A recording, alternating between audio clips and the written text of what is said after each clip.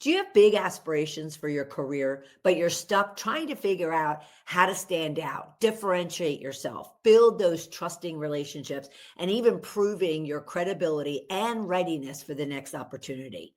It takes more than just pumping out a lot of work and working long hours trying to impress the higher ups. Our guest, Mitchell Levy of Credibility Nation, will help us all get focused on our long term growth, self reflection, and taking actionable steps that empower success in today's dynamic business landscape. He'll share the importance of building genuine connections through networking and transparent communication, which also fosters credibility. He'll talk about prioritization, trust, authenticity, and ethical practices for business. And then knowing and living your CPOP, as he calls it, customer point of possibilities. Lastly, how to establish credibility with social proof, authority, and a powerhouse reputation. We are amping up your credibility that will transform you into a powerhouse leader. Let's dive in. Welcome to Shedding the Corporate Bitch, the podcast that transforms today's managers into tomorrow's powerhouse leaders. Your host, Bernadette Boas, executive coach and author, brings you into a world where the corporate grind meets personal growth and success in each and every episode. With more than 25 years in corporate trenches, Bernadette's own journey from being dismissed as a tyrant boss to becoming a sought-after leadership coach and speaker illustrates the very essence of transformation that she now inspires in others with her tips, strategies, and stories. So, if you're ready to shed the bitches of fear and insecurity, ditch the imposter syndrome, and step into the role of the powerhouse leader you were born to be, this podcast is for you. Let's do this. Mitchell, how are you? Welcome. Oh, I'm doing great. Thank you so much for having me. I'm looking forward to this conversation because I think it's important that we really gain an understanding of how we as professionals, especially, but even in our work or personal life, really need to be considerate of the credibility that we build, the reputation that we're building, and any type of business ethic that we feel strongly about in the workplace. But before we do that, could you share with us, speaking about credibility, could you share with our listeners and viewers a little bit about Mitchell, the person, the man, the wonder? Sure. I've been in Silicon Valley for 37 years. I have been happily married for 35 of those. I've got a son who is 26. Let's see, for fun, what I call meditation is I play Pokemon Go and walk around for an hour and really enjoy doing that. Sometimes I am just in the Pokemon Go world, and other times I'm talking to clients and partners and they're in my ear. Yeah. Well, speaking of credibility, and your business is Credibility Nation, where did this focus come from for you and for your business all around credibility? So if we're going to go back to my super youth, I think I started focusing on integrity when I was 8. And then we'll fast forward to, today. My parents divorced at that time. My dad was this helicopter dad who'd drive in for the weekend, every other weekend, and take us to the movies. And my question was, what is the purpose of a father and what should they be doing? And mom did a great job raising 3 kids. And although we were in the poverty or below poverty for 3 kids on a teacher's salary, we never knew it. It was amazing. Right. There were many times in my life where I started questioning integrity, but what really happened, I've often morphed into something new. So when I left corporate in 97, I morphed into a entrepreneur, e-commerce consultant during the dot-com days, very easy to make money. And then all of a sudden, the dot bomb happened, so I started in 97 in my consulting business. In 2001, when the dot bomb came, all of a sudden my business dropped. So I had to do something else. I happened to be on the board of a public firm and I started doing a bunch of other things. Somewhere around 2005, I started thinking to myself, I've always wanted to be a book publisher. I know that democratization of book publishing is going to happen, but let's go and do that. So I've created 4 book publishing companies. We've published 750 books. Nice. And I knew the democratization of book publishing was going to happen. And I thought to myself, it was around 2019. I go, well, I got to find something new. It was a great 6-figure business for all of those years. And I'm like, I got to find something new. So I said, what does it that I've helped so many authors get themselves out there and become thought leaders? What is it that they really want? And I thought, they want credibility. Okay, got it. So then I looked in the dictionary for the definition of credibility. I go, that's not right. Or it might have been right at a certain point in time, but let me go and test it. The next day I woke up and I thought Napoleon Hill interviewed 500 millionaires and created Think and Grow Rich. Mitchell Levy is going to interview 500 thought leaders on credibility. And I writing the book Credibility Nation and doing a TEDx in 2021. It was called We Are Losing Our Humanity, and I'm tired of watching it happen. And it was at that stage that I realized what credibility really was, and then what comes before credibility, which is kind of cool as well. Okay, well, all right. You got us intrigued and you hooked us in. So, because I was going to go right to what is credibility then, but if there's something before that, what happens before that? So, by the way, let me first answer your first question, and we'll talk about what comes before.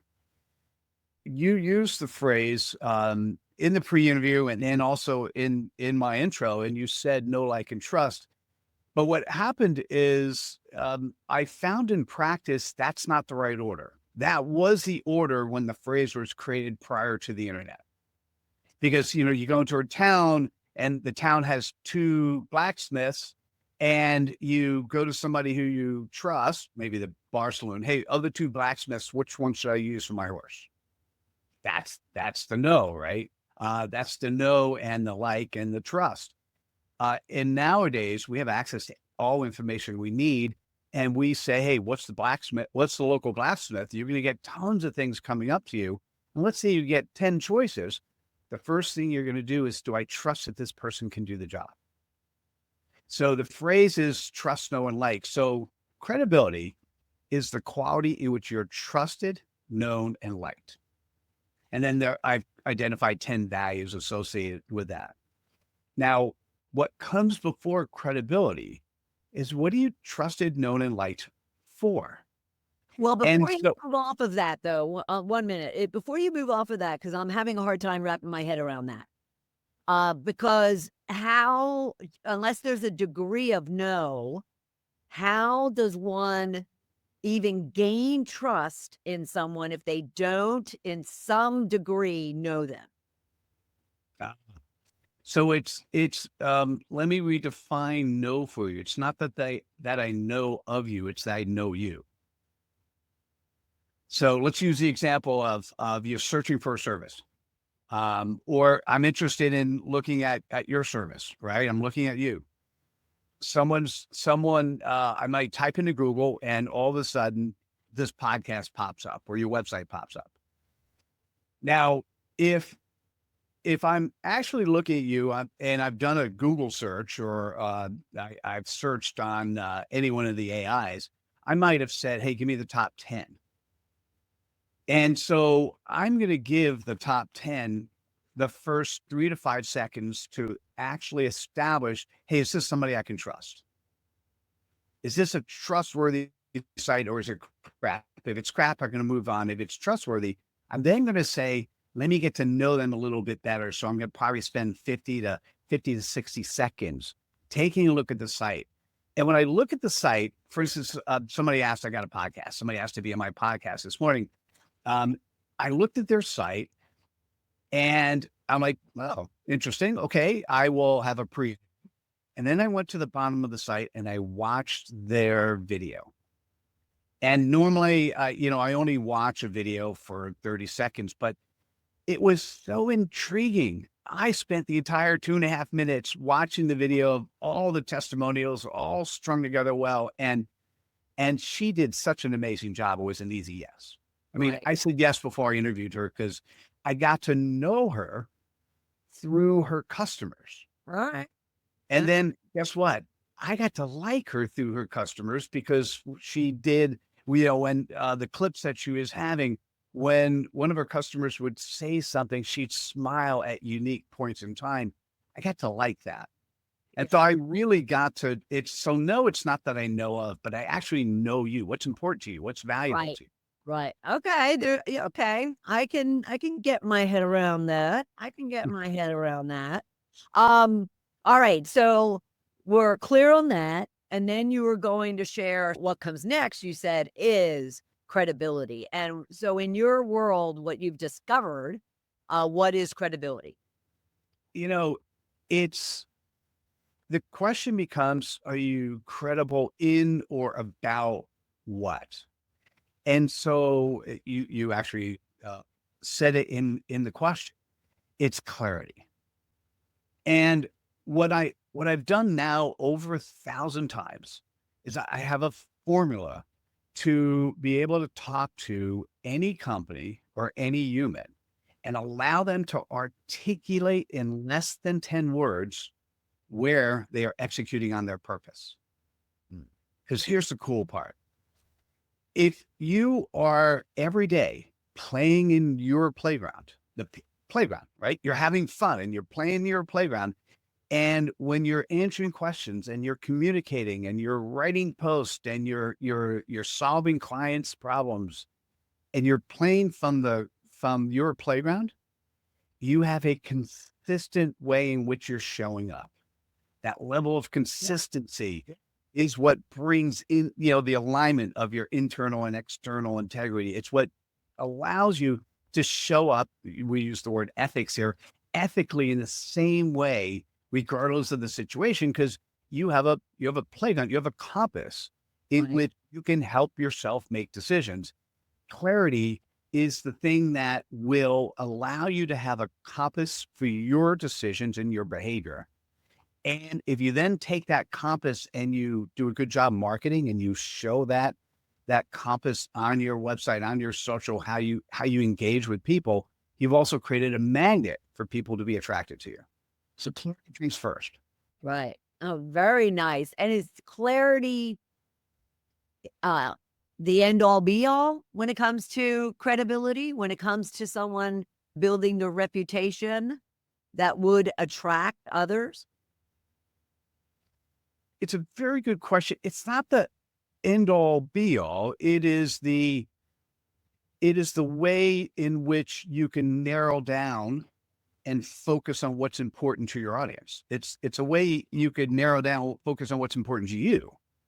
Right. And what happens is we've learned so many marketing cookie cutter approaches that are just crap. Right. And so we've been told that the bigger the audience we go after, the bigger the fish net, the more fish will catch. Right. Well, the opposite is true. The more narrow you could focus. For instance, let me share mine, and now I'm in the middle of transforming. Nice. What I do is I call what I create, that clarity statement, I call it your CPOP, your customer point of possibilities. Nice. And we'll step back, and why is this important? If you are a credible human, you are one of the 10 values of credibility is your servant leader. You are of service to an audience. So the CPOP is, who are you serving? And 1, 2, or 3 words. And you heard people go, well, I serve this audience and this audience and this audience. And by the time they've done that, you have no idea who they are. So think about my trick for most people is, where does 80% of your revenue come from? And that's the audience you serve.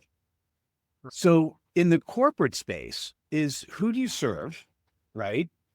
And then what happens is you make decisions. Where do I do my social media? Where do I do my outreach? What publications should we be in? What conferences should we speak at? that's when you start speaking. If you know the audience you play in, and by the way, it could be depending on the company, there are different ways to describe it. But for each division or each department or each functional area, there's a very focused audience that then rolls up into a much larger corporate CPOP.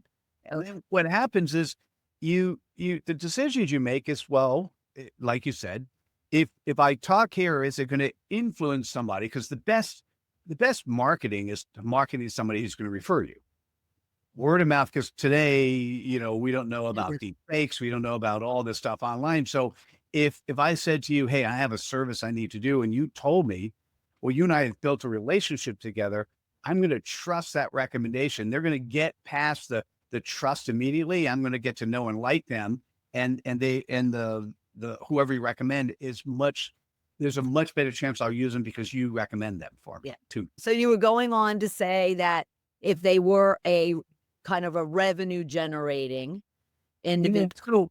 So when in terms of narrowing down the audience, what you want to think about is, where does 80% of your revenue come from today? So who do you serve?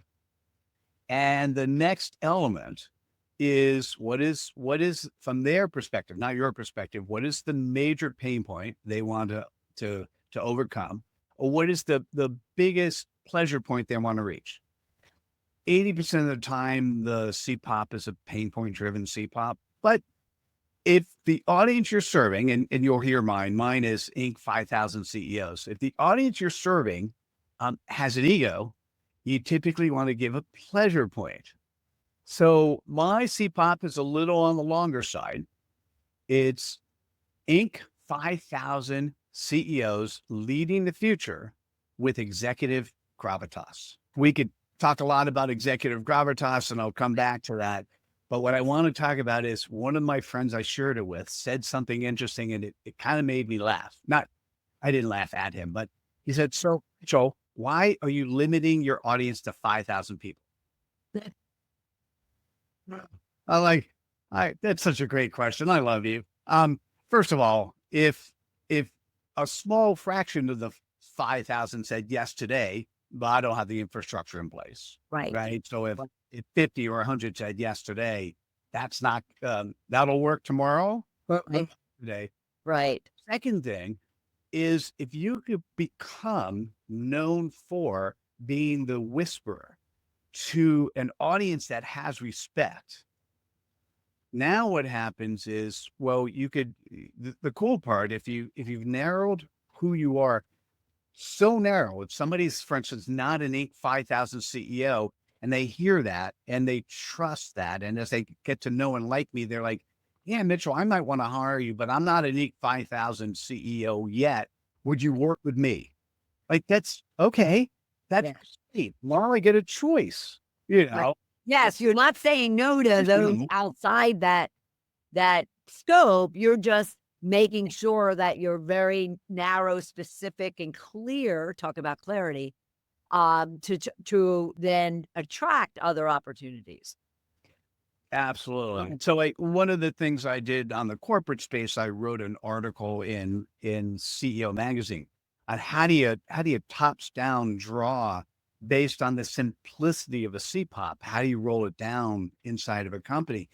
And it turns out it makes things a whole lot simpler. I mean, we've been taught all these complicated mission, vision, values. You for most companies, 10,000 employees and up, at least 90% have no idea what their mission and vision and values are. And employee engagement is yucky. And so if you were able to simplify things and have them understand what the corporate playground is, and have each of the areas understand how they're playing in that playground, now you can actually give autonomy to your employee base and say, hey, listen, this is your playground. Well, you know how to play in the playground, and there's some simple rules of playing in the playground, right? Right. And it takes out a lot of the stress and the feeling unknowing and the questions. I mean, I speak to tons of, employees who say, I have no idea what we stand for. Sorry, I shouldn't laugh. That's not really funny, but yes, that's true. That's what happens today. Yeah, but if they had their CPOP, customer point of possibilities, that would help provide that clarity and that kind of, I don't want to say it's a container, but it's almost like a perimeter of how they can operate. I've played with so many words. Painter's a great one. I've ended up with playground because Okay. those are nice analogies and little, but it is kind of a container, but it's kind of, there's nothing saying if you're playing in a container, you can't consciously make a decision to walk outside the container, right? It just I just like depends. playground. I like Yeah. playground. It makes me feel like a kid again. Well, right. Well, by the way, just I'll leave this thought. Wouldn't it be great if work really was play? Yeah. I love what I do, so I do consider it kind of playful 95% of the time.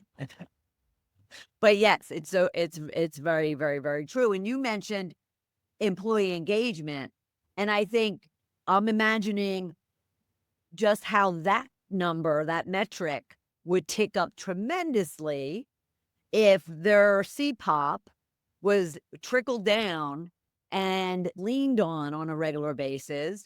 It would increase employee engagement, employee effectiveness, and every manager out there would want that. So yeah, absolutely love that. I absolutely love that.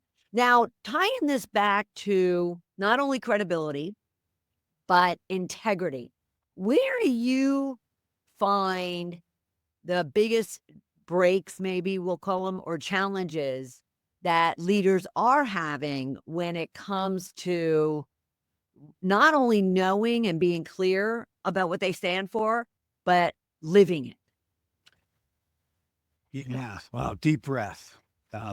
It's fundamentally one of the biggest problems or one of the biggest marketing cookie cutter things. You've heard the expression, fake it till you make it. Absolutely stupid. We are under the impression that our leaders need to act and be a certain way. And it's more of the old school command and control format. It's the do as I say, not as I do. And what's important is to walk the walk or the talk you're talking. And so in the 10 values of credibility, there's one value that's repeated twice. It's the only one that's repeated twice. And actually, honestly, at first, I didn't know why. The value of integrity is that value that's repeated twice. So let's now put it under categories. If credibility is the quality in which you're trusted, known, and liked, under trust is the external integrity that the leader exudes. Okay. Under being known, as you get to know the leader better, whether you're an outside customer, vendor, employee, as you get to know the leader better, it's their internal integrity. Now, here's what's interesting. Emotions are one of those things that we feel with other humans, right? And there are many emotions that the emotion of love is powerful. Authenticity, which is also a value of credibility, authenticity is the most powerful emotion that affects other people. And so if a leader is espousing their external integrity and there's a misalignment with their external internal integrity, so they're not being authentic, we feel that. Whether you're intuitive or not, you feel that. And that disconnect is like, there's something wrong, but you don't know what it is. That's a problem. And that's where it stems back. That's where we could go into more scientific research on feeling emotions and all that. But that's really where the problem comes from. What can someone do to tap into who they authentically are? So that's what they express and who they express, as opposed to, and I know this really well. I know this whole fake it till you make it really well. But not even the make it part, just the fake it part. But what can someone do to tap into that authentic part of them, which is all of them, so they're expressing that? So we'll give one other thought and then we'll tie it all together. in my research, I interviewed 500 thought leaders on credibility. What I found was 90% of people I talked to did not know their purpose. And 98% did not have clarity. 98%. So imagine you are born, you live, you die, and you never know your purpose. And it's I'm going to say, I got it. It's like, as a book publisher, people want to write the great American novel. What I've often said to the authors I work with is, hey, let's make that book number 2. Let's write book number 1 first, the one that's important to you. And they're like, okay. And then they go, hey, I got book number 1. I don't know if I ever need to write the great American novel. So let's give you another hint. Instead of finding that purpose in life, and if you do, that's great. You already know it. That's great. Right. Let's find where you are going to execute on your purpose today. And by the way, if you could articulate that in less than 10 words, that's now your CPOP. And if you could play in the playground of your CPOP, now you know what's right and wrong. You could go out and ask other people, hey, this is what I do. What do you think? Right. How should somebody like this act? Is there a disconnect between what I did here and these words? And then truly listen and allow people to share with you how you're doing in relation to one of my favorite coaching methodologies is Marshall Goldsmith's stakeholder-centered coaching. I'm a certified stakeholder-centered coach, and we can guarantee that we could change the perception of behavior that we're making, that somebody's making in the minds of their stakeholders in a 12-month period. Right. So give us a year. If someone's a micromanager, we could make it so that your people don't see you as a micromanager. Therefore, you won't be a micromanager, right?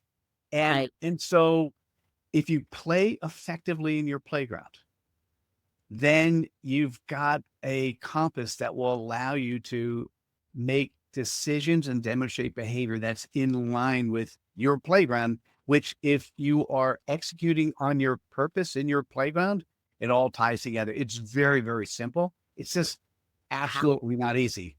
Powerful. And it brings you back to authenticity. It allows you to really reveal your authentic self. I have to say, I had gone through that in the 2010 time period, and I was going through my own transformation, the shedding. And all of a sudden I realized I was totally disconnected from like the business I was putting out there, the brand, the services, the customer I was going after. It just never felt right. And the moment I found Ball of Fire, everything I do today, everything became so much easier and clearer and so much more powerful. So I totally get what you're saying. I absolutely love what you're doing with the CPOP. Now, that said, you also have a fabulous community called the Clarity Superheroes community. And you are a very generous individual in that you really provide people with some, education and training, and you have the community, which also provides complimentary courses. Can you share how someone can take advantage of those courses, but more so also just overall the CPOP that they can really lean on? Absolutely. So if you went to, I use a URL, so it's aha.pub. It's a short, it's like a bit.ly. So aha.pub/superheroes. It'll bring you to a community relatively new. My goal there is to take some of the best practices that I see that have to do with clarity and credibility and being able to be on purpose, and put them in the courses which are less than an hour. So one of the complementary courses there is, I call it the input-output diagram. I learned it in college. I've used it my entire life to have clarity on every decision. So 17 minutes there for you. I just completed 2 others. There's one which borrows from Marshall Goldsmith. It's credibility needs to be earned twice. And this is crazy. You need to, we often think, we heard the expression, my good work should speak for itself. And once again, that's BS. You need to have good work and prove that you're good at what you're doing. Right. And then you need to tell the audience that needs to hear it that you are good at what you do. And so I think that's a 10-minute course that I put out there. So feel free to go there. It's aha.pub/superheroes. And then for me personally, and on there, I do have some paid courses. So if you want to get your CPOP, we do a monthly session. And it's a 90-minute group session. I guarantee everyone gets their CPOP.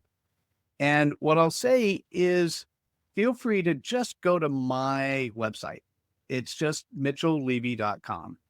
Yep. And at mitchelllevy.com, you can get access to my calendar. You can see the things that we're doing. And as I mentioned a little bit earlier, I'm in the middle of completely remorphing how I show up. So here's an expression I need you to think about. Sell companies what they want, deliver them what they need. So ultimately, when I work with clients, they're getting clarity and credibility. The moment what I'm selling, executive gravitas. Yeah. Nice. I love that. Now that's a capper. That's a capper. Just put the cap on that. No, I absolutely love that. And I do want to express to everyone, go to mitchelllevy.com, look over his website, take advantage of the complimentary courses he mentioned at aha.pub/superheroes. And also follow him on LinkedIn. You can just go to Mitchell Levy on LinkedIn and be sure to follow him as well. I absolutely love this whole idea of the CPOP. It does provide the clarity, and it does provide just the energy I've gotten from just having this conversation about it. So I appreciate it very much. Oh, my pleasure. Thanks for having me. And this was a really playful conversation, which I truly enjoyed. So thanks for giving me the space and moving us in the right direction. You're very welcome. I appreciate it. Thank you so much, Mitchell. I knew this was going to be good, but what a powerhouse Mitchell Levy of Credibility Nation is. He covered some really impactful, valuable, and transformative tips and insights and examples of how you can really be standing out, making that difference, and being the powerhouse leader you want to be. So here's a few of the talking points that I walked away with. The importance of credibility and clarity. What exactly is credibility, and how does clarity really drive enthusiasm and energy and confidence, not only for yourself, but for your team? He then walked through how the old adage of know, like, and trust, he's flipped it around to be really around trust, know, and then like. And he ties that and links that with his proprietary CPOP, the customer's point of possibilities, and how to leverage that to provide that clarity and that energy and that excitement and that clear direction as to where you're going and where your team needs to go. And lastly, and I love this, he talked about a playground, making work fun. And once you have that clarity, once you have that well-defined and communicated CPOP, that you could really be playing in a playground because of the clarity on the direction and even the support and the commitment or buy-in from all the team members. Mitchell was really able to provide us very actionable next steps and tips, including going to mitchelllevy.com, looking over the complimentary courses he has, as well as exactly what he does for his customers when it comes to helping them individually and as teams to really get the confidence, the clarity, and the credibility that is needed in order to really drive change and improve employee satisfaction, as well as grow the business. So I was thrilled to have had this conversation, the opportunity to discuss this with him. And I hope you have too. If you, a team member, or your team has some questions or challenges over and above what we talked about today in regards to credibility and clarity, then be sure to reach out and let's have a conversation. you can go to coachmebernadette.com/discovery call, and let's get you on the right path to becoming that powerhouse leader. And of course, follow the show at balloffirecoaching.com/podcast so you don't miss a single episode. I am thrilled you were here with us this week, and I'll look forward to seeing you again for another episode of Shedding the Corporate Bitch. Bye. Thank you for tuning in to today's episode of Shedding the Corporate Bitch. Every journey taken together is another step towards unleashing the powerhouse leader within you. Don't miss any of our weekly episodes. Subscribe to our podcast on Apple Podcasts, Spotify, or wherever you love to listen. And for those who thrive on visual content, catch us on our Shedding the Bitch YouTube channel. Want to dive deeper with Bernadette on becoming a powerhouse leader? Visit balloffirecoaching.com to learn more about how she helps professionals, HR executives, and team leaders elevate overall team performance. You've been listening to Shedding the Corporate Bitch with Bernadette Boas. Until next time, keep shedding, keep growing, and keep leading.